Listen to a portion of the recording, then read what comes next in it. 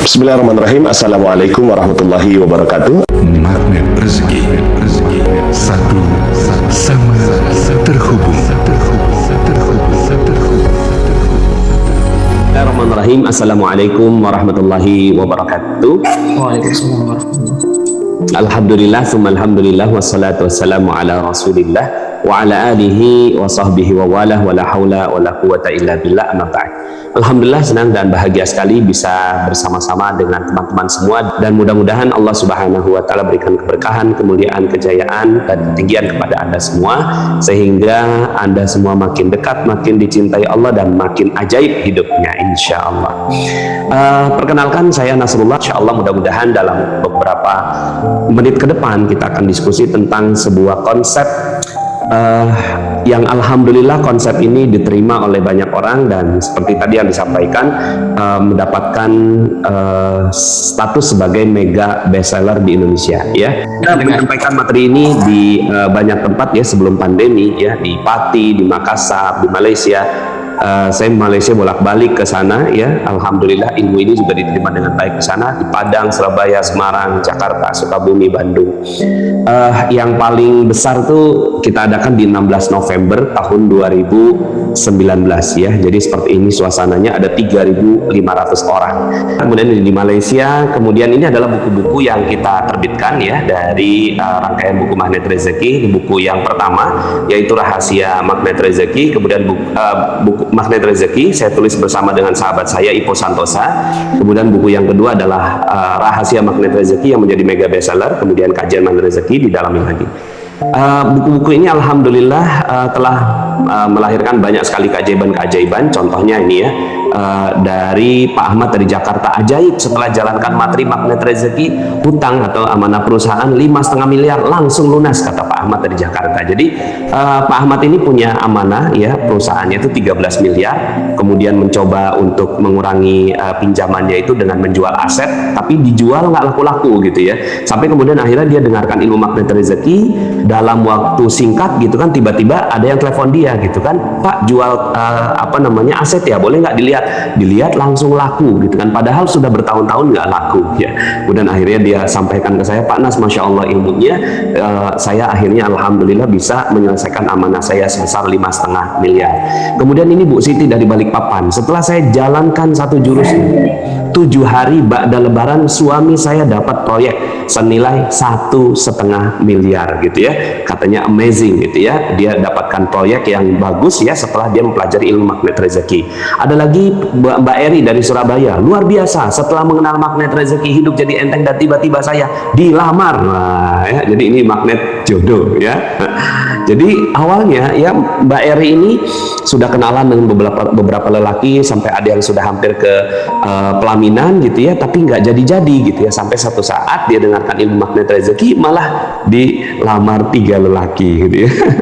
Akhirnya dia bilang, Pak Nas gimana nih, saya dikejar 3 lelaki gitu ya, saya pilih 1, saya bilang gitu ya. Kemudian ada Pak Awan dari Sukabumi ya, saya benar-benar dihujani rezeki setelah mengenal Magnet Rezeki. Sekarang alhamdulillah dikasih hadiah umroh gratis katanya ya.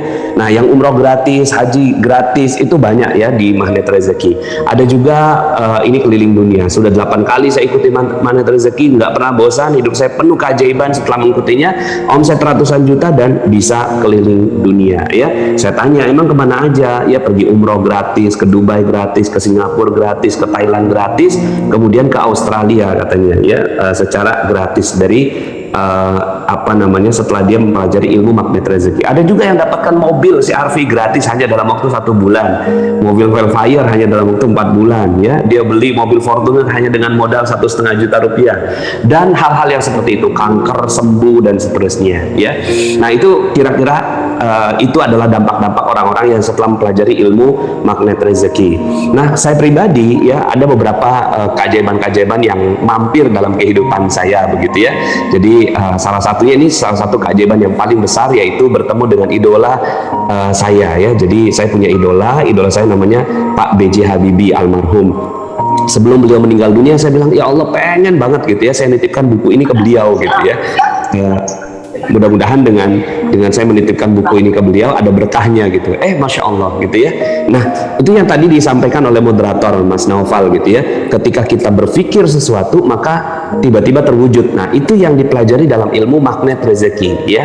Kemudian juga saya pengen sekali ilmu saya diterima di luar gitu kan. Akhirnya buku saya diterima oleh waktu itu Menteri Agama ya, pada saat itu masih menjadi mufti di Malaysia. Kemudian buku saya ditandatangani oleh Tun Mahathir Muhammad ya, di tanggal yang cantik ya, tanggal 20 bulan 2 2020. Nah ini yang tadi ya. Ada juga ini ya, saat mengikuti camp ya, mengikuti ilmu magnet rezeki, dia bertanya, apa mungkin saya bisa berangkat haji dalam setahun? Sepertinya mustahil. Tapi di camp atau di pembelajaran ilmu magnet rezeki, dia dapatkan keyakinan yang penuh. Alhamdulillah dia berangkat hanya 1 tahun pergi haji bersama dengan suaminya. Padahal kayaknya nggak mungkin gitu ya. Di Surabaya itu kalau mau berangkat haji itu 25 tahun. Tapi dia berpikir pengen banget berangkat 1 tahun gitu. Kayaknya kok nggak mungkin.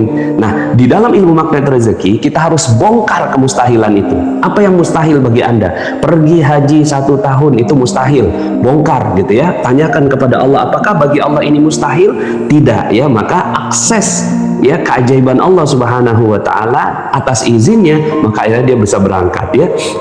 Ada lagi ya, Bunda Rizka dari Palu, saya bersama suami dan anak selamat dari tsunami ya. Jadi ini nggak main-main gitu ya, dia luar biasa gitu ya, ketika berada di pinggir pantai ya, tiba-tiba ada gulungan ombak gitu ya, tsunami, dia ombang ambing sama 6 kali gitu ya, naik ke bukit, ke serap, ke ke laut gitu ya, naik turun sampai 6 kali. Sampai kemudian akhirnya dia bilang, saya udah nggak mungkin selamat gitu. Tapi pada saat itu dia ingat ilmu magnet rezeki, salah satunya zikir Al-Malikul Haqqul Mubin yang dia zikirkan di dalam masa dia terguling-guling di dalam ombak tsunami itu ya. Kemudian akhirnya ya dia selamat, dan ternyata gitu ya, dia dengar sebuah suara mama gitu ya. Ternyata di sampingnya adalah anaknya yang ikut tergulung ombak gitu ya, tapi malah selamat ya, bertiga, suami, anak, dan Mbak Rizka sendiri ya. Itu luar biasa, di luar logika ya. Jadi makanya ilmu magnet rezeki adalah sesuatu yang mempelajari hal-hal yang di luar logik ya. Kita udah belajar lah banyak hal tentang yang logik gitu ya, tapi di dalam ilmu magnet rezeki kita belajar sesuatu yang beyond logic ya. Apa sih yang ada di luar logika itu ya. Kemudian ada lagi ya, ini suami saya kanker hidung stadium 4. Alhamdulillah setelah mengikuti magnet rezeki dinyatakan dokter bersih, sembuh tanpa harus operasi. Kemudian ini Mbak Ika dari Tangerang, berkali-kali saya ikuti materi magnet rezeki nggak paham-paham gitu ya, tapi saya tidak menyerah. Alhamdulillah 1 bulan setelah pulang dari mega seminar ya, waktu itu kita buat mega seminar dihadiri 700 orang di Sukabumi, saya dapat hadiah mobil CR-V gratis katanya. Nah ini mobilnya, ini gratis, nggak beli Bapak Ibu, dia dapatkan hanya dengan meminta kepada Allah Subhanahu wa taala. Nah, Bapak Ibu pastinya mau kan seperti Mbak Ika ini. Jadi Bapak Ibu ya, jadi Mbak Ika ini suaminya adalah seorang driver Bapak Ibu ya, driver seorang bos gitu ya yang dari Taiwan. Kemudian pada suatu saat ngobrol gitu kan, si bosnya ini sama si karyawan itu gitu ya, kemudian nanya, kamu naik mobil apa itu bos gitu kan, istri kamu naik apa gitu ya. Ya dia kadang-kadang naik motor, kalau hujan gimana tuh, ya hujanan bos gitu ya. Ya udah deh, mobilnya bawa aja pulang gitu, mobil ini yang dibawa pulang gitu ya. Padahal memang dalam ketika dia ikuti materi magnet rezeki, dia pengen banget punya mobil HRV, malah yang terwujud di atasnya ya, si RV. Kemudian ini ada Ustazah Heti dari Sukabumi. Nah, kemudian ini saya sampaikan dalam YouTube saya ya. Jadi nanti silakan kalau seandainya ada yang ingin mempelajari ya, itu bisa di YouTube saya ya. Ini testimonial dari orang Malaysia ya. Dapatkan 250 juta gratis dengan ilmu magnet rezeki, dapat mobil Velfire seharga 2 miliar setelah menyangkut ilmu magnet rezeki ya. Nah, ini kira-kira judul-judulnya. Nah, so sekarang yuk sama-sama kita pelajari gitu kan, ilmu yang bagi saya ya, saya nggak ngerti bagi teman-teman semua, bagi saya dahsyat banget. Kok bisa gitu ya, semua orang tuh bisa mendapatkan keajaiban seperti yang dia inginkan gitu ya. Kok bisa ya? Nah sekarang coba tulis di komen, siapa nih yang mau tahu caranya gitu ya, siapa nih yang mau tahu caranya, coba tulis di komen gitu ya, supaya saya nggak merasa sendirian di sini ya. Oh, saya mau tahu. Oke, ya. Saya Ustadz, ya. Oke, Ashila, kemudian Hikmah, Habib, Desi Wulan, Tagsha, Yuniar, Nida Nurul, Reza, Masya Allah banyak sekali ya. Iyas, Andi Sufreniwati, ya, Corista, Raihan, dan seterusnya. Terima kasih semuanya yang sudah komen. Maka Bapak Ibu, ya, teman-teman semua, ya, aduh saya nyebutnya Bapak Ibu ya, mohon maaf ya, udah ketuaan banget saya ini. Anak saya yang pertama kuliah juga di UI, sekarang semester 3 ya. Nah, so teman-teman semua, yuk sama-sama kita pelajari ilmu magnet rezeki ya. Nah, ada 3 hal yang ingin saya sampaikan dalam kesempatan kali ini. Jadi ada tiga hal yang ingin saya sampaikan dalam kesempatan yang singkat ini. Sebenarnya ilmu magnet rezeki itu ada 101 jurus. Ini di belakang saya ada beberapa jurusnya nih ya, seperti misalnya perisai rezeki ya. Ini ada ilmu perisai rezeki. Kemudian sebelah sini ada yang namanya ilmu disiplin kata ya. Kemudian belakang saya ini ada yang namanya ilmu Quranic immunity ya. Nah, ini adalah beberapa ilmu-ilmu yang kita sampaikan di dalam magnet rezeki ya. Dalilah saya tidak percaya, tapi dengan adanya bukti-bukti foto itu saya pengen tahu. Yes ya. Awalnya saya juga nggak percaya ya, kok bisa gitu ya semuanya mendapatkan keajaiban. Nah, yuk sama-sama kita pelajari 3 hal yang ingin saya sampaikan. Yang pertama adalah kembali meyakini Islam itu kaya, Islam itu mesti berjaya dengan syarat mengikuti aturan Allah. Nah, sepakat nggak teman-teman dengan kalimat ini? Kembali meyakini Islam itu kaya, ya. Jadi Islam itu sebenarnya adalah sebuah agama yang luar biasa sekali, teman-teman. Ya, dalam Al-Quran Allah Subhanahu Wa Taala menyebutkan, A'udzubillahi minasyaitonirrajim, wa'adallahu alladzina amanu minkum wa amilus salihati la yastakhlifannahum fil ard kama stakhlafal ladzina min qablihim wa la yumakkinanna lahum dinahum alladzi irtada lahum wa la yubaddilannahum min ba'di khawfihim amna ya'budunani la yusyrikuna bi syai'a. Allah telah berjanji, ya, janji Allah janji yang pasti. Siapa yang paling menepati janji kecuali Allah Subhanahu Wa Taala, bahwa Dia akan memberikan kalian berkuasa, ya, semuanya. La yastakhlifannahum fil ard, ya. Ini pemilihan bahasanya juga akan diberikan kekayaan, kejayaan, kemuliaan, gitu kan, penguasaan terhadap kalian fil ard, di muka bumi, kama stakhlafal ladzina min qablihim, sebagaimana orang-orang yang sebelum kalian diberikan kekuasaan itu. Jadi kalau sekarang ini umat Islam nggak berjaya, nah itu kan ada something sebenarnya. Nah, Islam itu mesti berjaya ya, kembali dengan syarat mengikuti aturan Allah ya. Nah, ini data-data ekonomi umat yang saya ini pas banget nih ya, CS Economic Club. Nah, kita harus merujuk nih kepada data-data ini, saya dapatkan dalam buku fikih ekonomi Umar bin Khattab radhiyallahu anhu. Kekayaan Umar bin Khattab itu mewariskan 70.000 ladang pertanian ya, yang di buku itu disebutkan satu ladang pertanian itu sekitar 160 juta rupiah kalau saya rupiahkan gitu ya, jadi sekitar 11,2 triliun, dan omset ini nilai asetnya ya. Kemudian apa namanya, cash flow-nya ya, cash flow per bulan dari properti itu adalah 233 miliar per bulan. Beda tipis sama penghasilan di Malang, 2.330.000. Nah, kan beda nolnya doang ya. Jadi Bapak Ibu, ini angkanya gede banget loh ya, 233 miliar per bulan. Dan ini data yang ya diungkapkan dalam tesis doktoral ya di Universitas Ummul Qura Mekah ya, dengan predikat summa cum laude. Jadi datanya sangat akurat Bapak Ibu ya, teman-teman semuanya.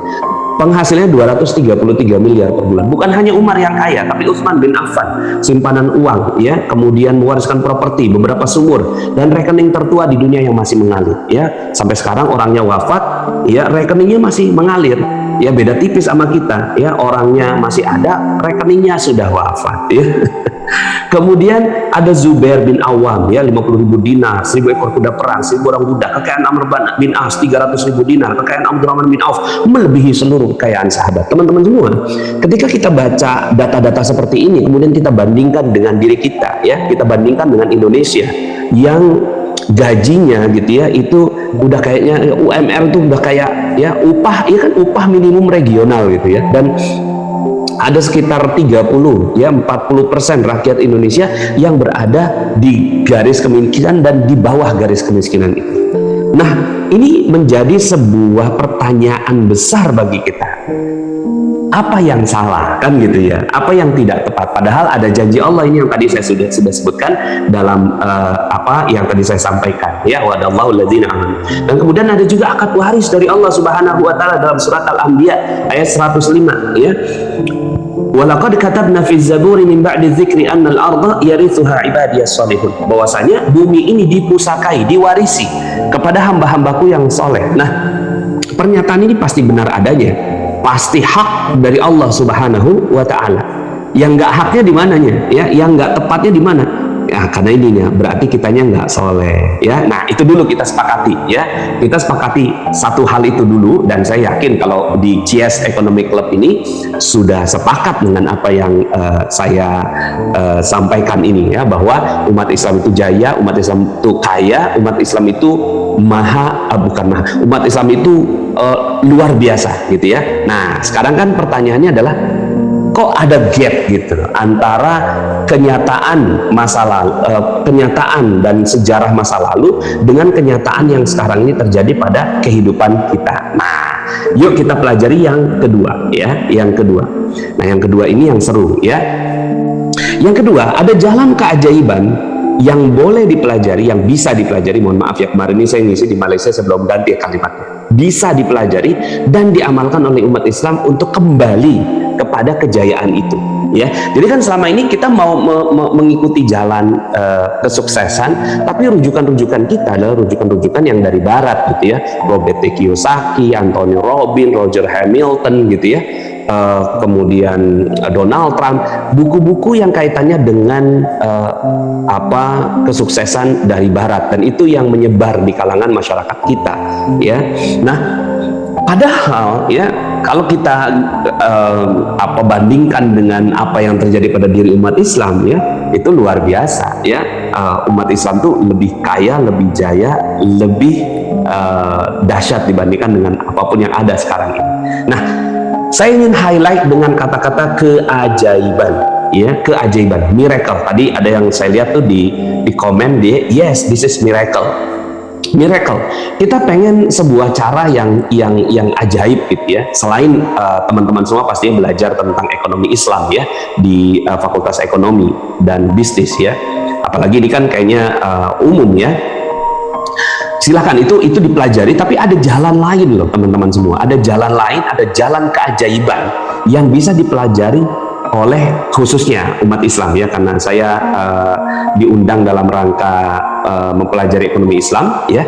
Nah, sekarang saya mau tanya dulu nih sama teman-teman semuanya, ada nggak keajaiban, ya? Ada nggak keajaiban itu, ya? Karena jalan untuk memenuhi segala sesuatu itu ada dua caranya. Satu logik, yang kedua magic.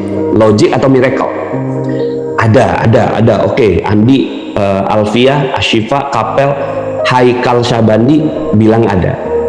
Ada nggak keajaiban?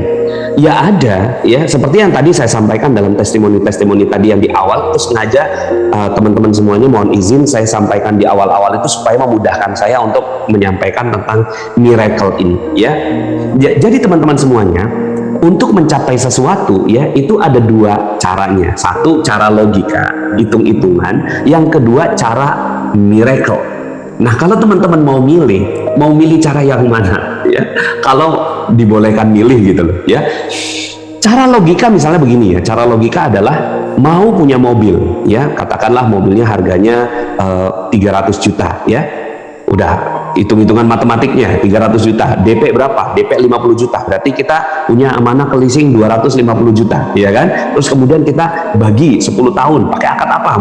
Mudorobah, gitu kan? Apa musyarakah? Kemudian kita bagi, per bulan, tiap bulannya kita nyicil sekian, baru lunas, ya, mobil selama sekitar 7 tahun, gitu ya. 2 tahunnya itu ngumpulin DP, 5 tahunnya, ya, untuk nyicil ke leasing, ya.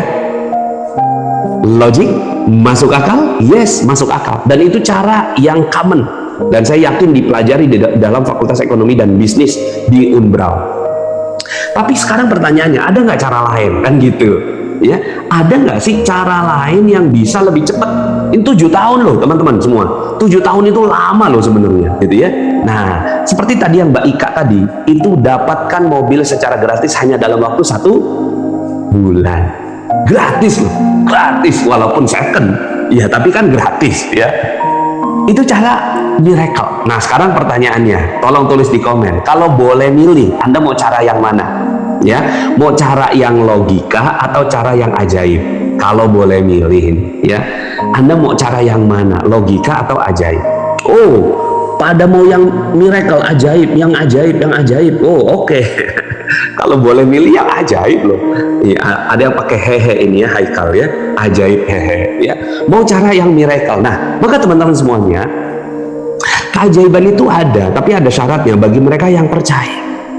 Kalau nggak percaya memang nggak ada gitu ya. Wah, gimana caranya kita bisa dapetin 233 miliar per bulan seperti yang dilakukan oleh Umar bin Khattab? Ya kalau nggak percaya yang emang nggak jadi gitu loh ya. Jadi emang kalau nggak percaya, jadi ilmu magnet rezeki adalah ilmu yang mempelajari tentang keajaiban ini, ilmu yang memudahkan kita untuk mendapatkan miracle ya. Sudah bukan logik lagi. Yang logik silahkan dipelajari bersama dengan dosen Anda gitu ya. Yang logik itu silahkan dipelajari dengan buku-buku textbooknya para pakar-pakar ekonomi dunia. Tapi ya, kalau mau yang miracle ya, belajar dengan pakar-pakar ekonomi akhirat ya, gitu ya. Sekarang saya mau tanya, untuk apa kisah-kisah ajaib di dalam Al-Quran? Nabi Musa belah lautan, Nabi Ibrahim diceburin ke api-apinya yang jadi dingin, ya kan? Kemudian Nabi Daud gitu ya bisa bengkokin besi, Nabi Sulaiman bisa bicara dengan para hewan. Kemudian Nabi Isa alaihi salam ya itu ngambil tanah liat kemudian diterbangkan menjadi burung. Nah sekarang pertanyaannya ya Bapak Ibu semua, untuk apa kisah-kisah keajaiban itu diulang di dalam Al-Quran? Ya, ajaib lagi, kisah ajaib lagi, kisah ajaib lagi, kisah ajaib lagi, kisah ajaib lagi gitu. Untuk apa sih sebenarnya? Nabi Muhammad SAW ya itu mengeluarkan susu dari jari jemarinya gitu ya. Ya. Bagaimana sebenarnya konsep rezeki ini? Apakah dia akan mengejar kita atau kita harus mengejar rezeki? Sebentar ya. Ya nanti saya jawab ya pertanyaannya Khadijah. Agar kita percaya dan yakin keajaiban dari Allah, untuk dijadikan ibrah, agar manusia percaya ada keajaiban sebagai bukti kenabian. Oke, makasih ya. Ini bagus sekali jawaban-jawabannya. Agar manusia berpikir. Sekarang pertanyaan saya nih, dari semua jawaban Anda itu what next gitu loh. What next? Oke, setelah percaya, what next? Setelah dijadikan ibrah, what next? Setelah itu apa gitu loh? Agar manusia percaya, dapat keajaiban. Setelah itu percaya. Setelah percaya apa yang dilakukan? Ya, setelah berpikir apa? Membuktikan bahwa Allah bisa melakukan di luar nalar manusia. Oke, setelah itu what next? Wah, ini ada yang jawab nih, Berliana Sukma. Diamalkan. Wow. Haikal eksekusi. Harus dipraktekkan. Coba tangannya begini dulu supaya seru sore ini supaya seru ya. Untuk apa kisah-kisah keajaiban dipraktekkan gitu ya? Untuk apa Allah ciptakan kisah-kisah keajaiban dipraktekkan? Coba tangannya semua ya. Tangannya semua dipraktekkan. Oke, makasih ya. Nah, sekarang saya mau tanya dulu nih sama ibu-ibu, mbak-mbak di sini. Buku resep masakan tuh untuk apa sebenarnya? Buku resep masakan, tahu kan? Buku resep masakan, ya. Misalnya ada dulu ya, saya nggak tahu kalau sekarang semuanya pakai Google ya. Kalau dulu kan ada bukunya gitu ya. Dulu tuh ada bukunya, buku resep masakan. Nah sekarang untuk apa buku resep masakan dibuat? Untuk apa buku masakan? Panduan memasak, untuk memandu memasak, untuk belajar tutorial memasak, untuk buat masakan. Untuk bacaan ngabuburit, nah itu dia ya, untuk mempermudah masak agar bisa masak. Sebenarnya gini teman-teman semua, buku masakan, buku resep masakan itu diciptakan untuk dinyanyikan. Yes, benar ya, hanya untuk dinyanyikan. Begini caranya, bahan-bahan: 1 sendok makan bawang merah, 1 siung bawang putih, garam secukupnya, ambil penggorengan, masukkan minyak goreng, tek. Jadi gitu ya. Untuk apa buku resep masakan dinyanyikan? Yes. ya boleh ditulis di komen ya. Untuk apa buku resep masakan? Dinyanyikan. Yes, betul sekali, dinyanyikan. Jadi bingung kan? Sebingung kita ngelihat resep ini ya. Ini resep Bapak Ibu, teman-teman semuanya.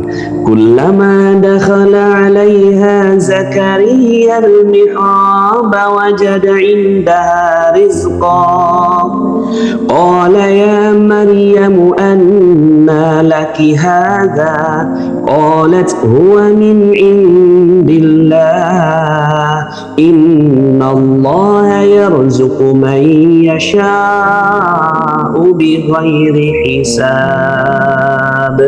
Setiap Zakaria masuk menemui Maryam di mihrabnya, selalu didapati makanan di sisinya. Zakaria heran dan bertanya, karena Maryam gak beli, gak belanja, gak masak, gak pesan GoFood gitu. Zakaria bertanya, Maryam, dari mana kamu dapat makanan nih? Maryam menjawab dengan santai, iya dari Allah lah, emang dari siapa lagi? Kalau Allah mau kasih rezeki, ini dia, ini ya kata kuncinya di awal, kata kuncinya di akhir, tanpa perhitungan, bighairi hisab. Sekarang saya mau tanya nih teman-teman semua, untuk apa ayat sehebat ini dinyanyikan? Yes, kita cuma berhenti sampai situ, oke? Ya, kita cuma berhenti sampai situ. Dinyanyikan bagus, makrojnya bagus, tajwidnya bagus ya. Man lam yataghanna bil Quran falaysa minni. Barang siapa yang tidak membagus-baguskan bacaan Al-Quran, bukan bagian dari kami. Tapi jangan berhenti sampai situ dong. Seindah-indahnya nyanyian Anda, kalau resep masakan cuma dinyanyikan, ya lapar juga bro. Lapar ya, bahan-bahan praktek dong, praktek masak. Nah ini juga sama. Sekarang pertanyaannya, untuk apa ayat ini diciptakan? Coba tangannya begini, tangannya begini. Dipraktekkan. Yes, saya mau lihat aja, saya lihat galeri dulu ya. Untuk apa ayat ini ditulis kepada Allah untuk kita? 1, 2, 3. Dipraktek. Makasih ya, seru ya. Jadi Bapak Ibu, teman-teman semuanya, ayat ini ya membuat kita harusnya berpikir ya, sama seperti Zakaria berpikir, kok Maryam bisa ajaib ya? Ya, pas datang ngelihat ya ada somai, besoknya datang empek-empek, besoknya datang lagi ada mie Jawa, besoknya datang lagi loh kok ini ya ada sate Madura ya, besoknya datang ya ada rawon gitu ya. Kamu tuh dapat dari mana ya Maryam? Kata Zakaria. Halo. Akhirnya apa kata Zakaria? Aku boleh dong masuk CS Economic Club dong gitu, ikut Zoom dong gitu ya. Akhirnya Maryam ngajari, begini pamanku caranya, diajarin tuh. Hebatnya ini ya, pamannya Nabi, Zakaria Nabi, diajarin sama yang bukan Nabi. Maka saya ini Maryamnya, Bapak Ibu teman-teman semuanya Zakarianya. Nah, keren ya. Saya Maryamnya, yang diajari lebih hebat daripada yang ngajar ya. Dan saya berharap semuanya ya, dari obrolan sederhana ini Anda menjadi pemimpin-pemimpin bangsa yang luar biasa. Nanti 20 tahun ke depan Anda akan memimpin dengan keajaiban. Dahsyat. Jadi saya ini Maryamnya, teman-teman semua ini Zakarianya, lebih hebat daripada saya. Yang penting dipraktekkan, seperti Zakaria di ayat berikutnya mempraktekkan ilmunya. Hunalika da'a Zakaria rabbah. Akhirnya Zakaria mempraktekkan ilmunya, ya Tuhanku berilah aku anak secara ajaib. Jadi kalau Maryam bisa dapat makanan dengan ajaib, maka saya kayaknya bisa nih ya, saya kayaknya bisa dapat anak dengan cara ajaib ya. Nah di sini akhirnya dijawab sama Allah, sesungguhnya Allah menggembirakan kamu dengan kelahiran seorang putra namanya Yahya. Akhirnya Zakaria berkata ya, emang bisa. Nah, ini kata-kata logika nih. Emang bisa, emang mampu, emang sanggup. Ya Tuhanku, emang bisa. Aku punya anak, padahal aku sudah sangat tua dan istriku pun seorang yang mandul. Tuh. Coba di Unbrau ada kedokteran kan ya? Belajar nggak tuh? Lelaki tua, istri mandul, punya anak. Ya, udah beyond universitas ini udah.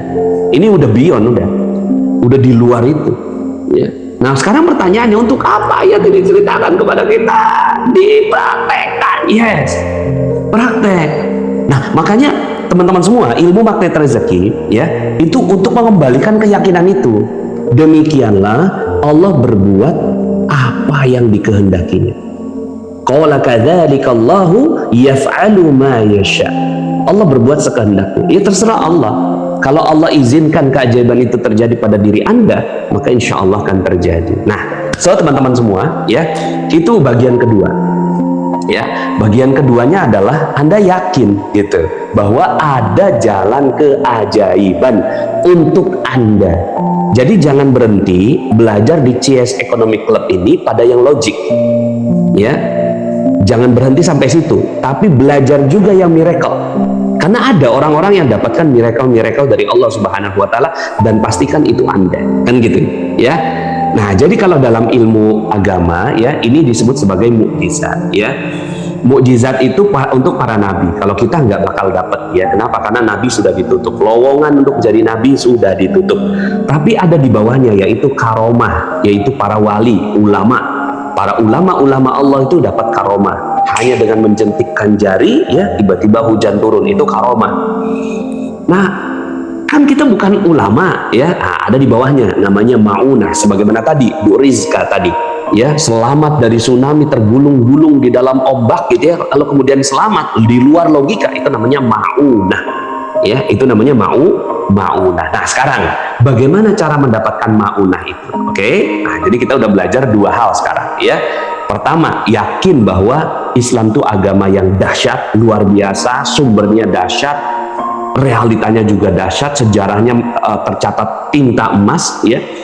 Kemudian yang kedua, ada jalan untuk mempelajarinya, itu dengan jalan keajaiban, ya. Nah, sekarang pertanyaannya adalah yang ketiga, bagaimana cara mendapatkan keajaiban itu? Oke? Nah, saya mau sampaikan pertanyaan dulu nih sebelum saya masuk ke yang ketiga, ya. Siapa di sini yang mau banyak duit? Itu dulu, ya. Siapa di sini yang mau banyak duit? Coba tulis di komen, ya. Siapa yang mau banyak duit? Nah, coba nih. Waduh, langsung semua, ya. Oh, banyak duit. Ramadan Arifin, panitia, Zahira, ya, Denny Kurniawan, Nashifa, sama mau. Oke, ya, nggak apa-apa ya, supaya seru nih, supaya komennya tuh keisi sama teman-teman semua. Ya, Zidan Iqbal taat. Oke, mau ya. Sekarang saya mau tanya nih, yang jawab mau nih, ya, tanggung jawab loh, tanggung jawab, yang jawab mau, apalagi yang mau banget ya, saya tanya. Ayat berapa, surat berapa di dalam Al-Quran yang nyuruh kita dapat banyak duit? Nah, coba tulis.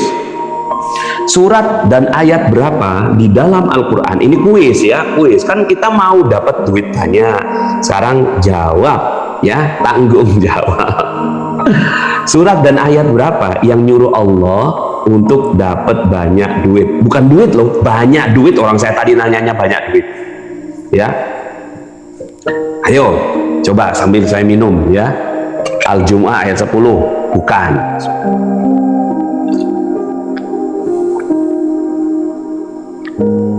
Al-Qasas 77, bukan. Ya.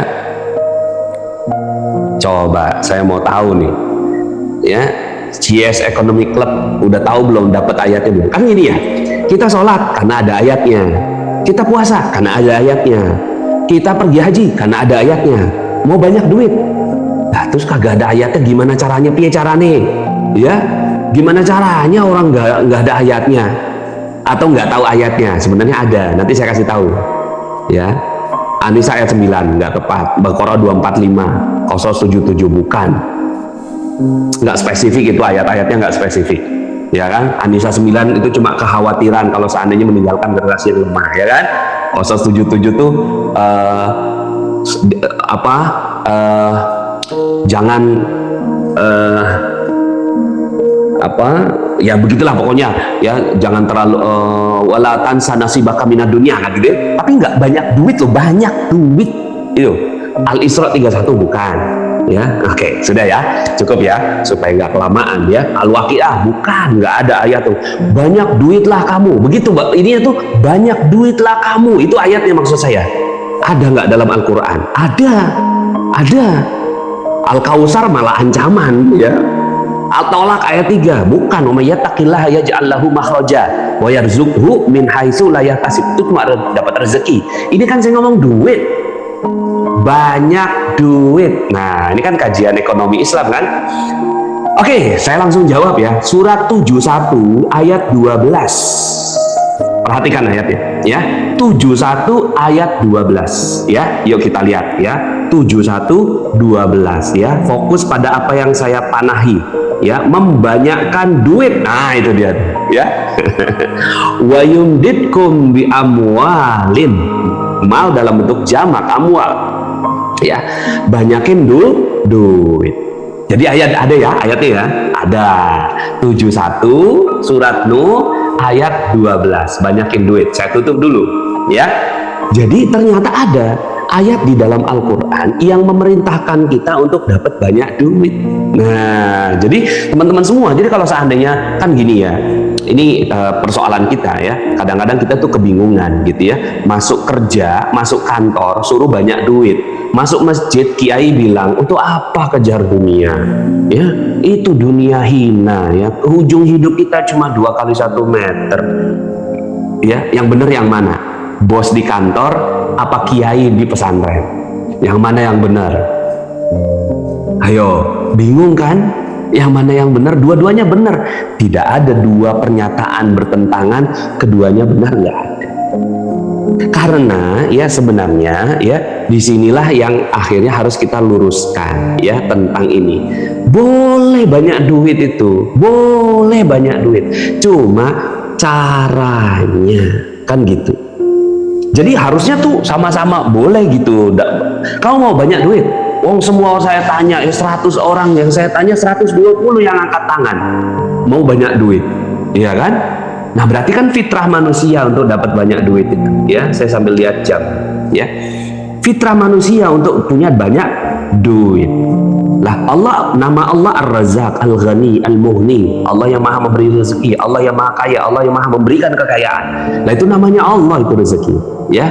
Nah, maka kita tepatkan caranya bagaimana. Teman-teman semua, yuk kita belajar ya logika Al-Quran. Sebelum saya jawab dulu, orang Barat juga mau banyak duit. Sekarang saya mau tanya, bagaimana caranya dapat banyak duit versi Barat? Bagaimana caranya dapat duit versi Barat? Tulis di komen. Ya. Oke. Waktu saya 10 menit. Bekerja keras, yes, benar, kerja keras. Kerjalah kamu, maka kamu dapat banyak duit, ya kan? Kerja cerdas, ya. Kerja ikhlas, ya. Kerja lebih keras lagi, kerja keras. Itu aja udah.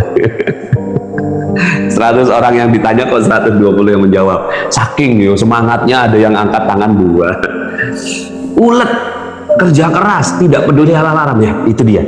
Jadi orang barat itu mau banyak duit, caranya kerja. Yuk kita lihat dalam ayat yang tadi saya sebutkan. Kalau mau banyak duit, ya, di sini Allah bukan cuma kasih banyak duit, banyak anak, banyak kebun, banyak sungai, artinya passive income. Caranya bagaimana? Caranya tarik ke atas, minta. Dan silahkan dicari lagi di mana-mana, udah nggak ada lagi. Caranya apa? Diudak-udak tuh ya. Bagaimana caranya?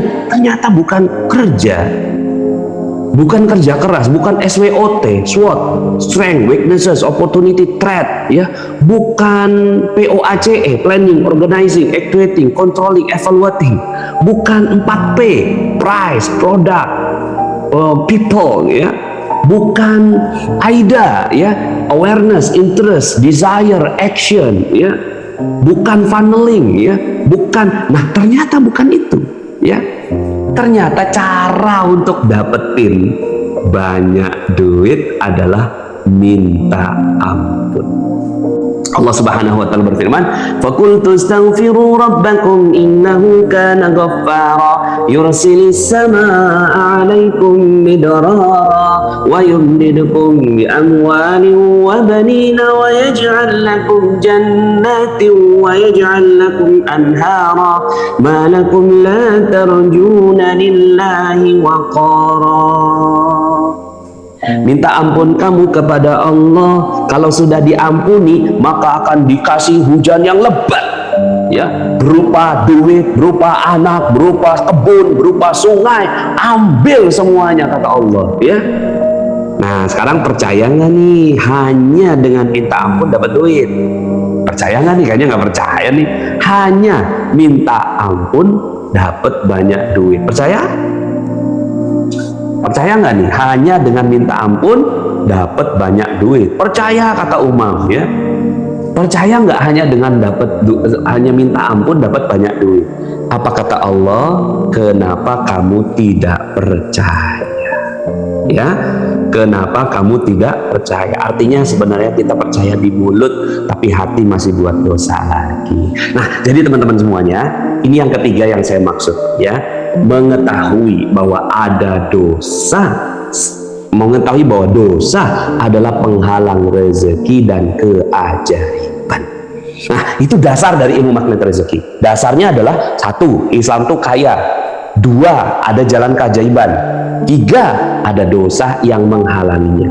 So, bagaimana caranya supaya dapat keajaiban? Ya udah, lepasin aja dosanya. Ya kan gitu. Ya kan? Caranya sederhana. Caranya hanya dengan melepaskan dosa, ya. Nah, ini sebagai penutup, ya, karena saya sudah diingatkan oleh panitia, waktunya 1 menit lagi. Orang nggak kenal Allah, kalau dia mau uang banyak, dia kerja. Makanya sebutannya workaholic. Workaholic. Gila kerja.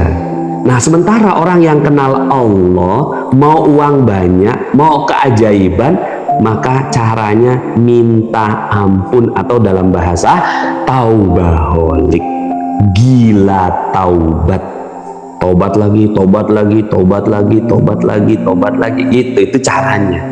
Nah, akhirnya orang-orang yang tadi saya sampaikan, kok bisa selamat dari tsunami, kok bisa dapat mobil gratis dalam sebulan, kok bisa pergi umroh jalan-jalan keliling dunia, kok bisa, ya, amanahnya utangnya 5,5 miliar itu lunas, kok bisa? Karena mereka adalah para taubaholik.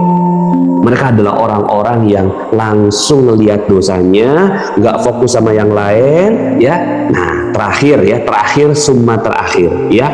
Terakhir summa terakhir, seperti naik mobil. Banyak orang yang naik mobil itu kerjanya bagaimana? Injak gas, ya kan? Injak gas, injak gas, ya kan? Itu kerja. Kok mobil kagak jalan-jalan? Kenapa kok mobilnya nggak jalan? Ternyata rem tangannya masih aktif, Mas. Rem tangannya masih aktif, ya. Itu rem tangan lepas dulu. Kalau rem tangan udah kelepas, ngegasnya dikit aja jalan loh. Ngegasnya dikit aja udah jalan. Maka bagaimana rumus di dalam dapatkan keajaiban? 98% buka dosa atau buka rem tangan, 2% aja kerjanya. Demikian sudah diingatkan sama Mas Andika Raffi Sundoro, ya. Sekarang sudah masuk sesi tanya jawab. Demikian itu sebagai awal diskusi kita. Terima kasih. Billahi taufiq wal hidayah. Assalamualaikum warahmatullahi wabarakatuh.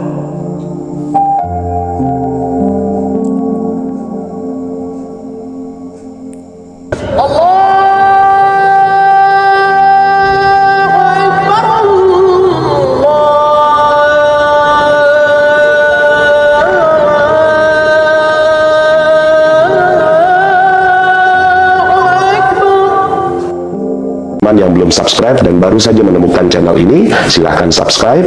Insya Allah Anda akan mendapatkan materi-materi yang terbaik dari channel ini. Insya Allah Anda adalah makhluk yang ajaib, tinggal kita sempurnakan faktor-faktornya. Dan insya Allah dalam video-video berikutnya kita akan lanjutkan materi ini sampai Anda menemukan potensi terbesar diri Anda dan menjadi makhluk ajaib sebagaimana yang Allah Subhanahu wa Ta'ala inginkan untuk Anda. Sampai jumpa. Assalamualaikum warahmatullahi wabarakatuh.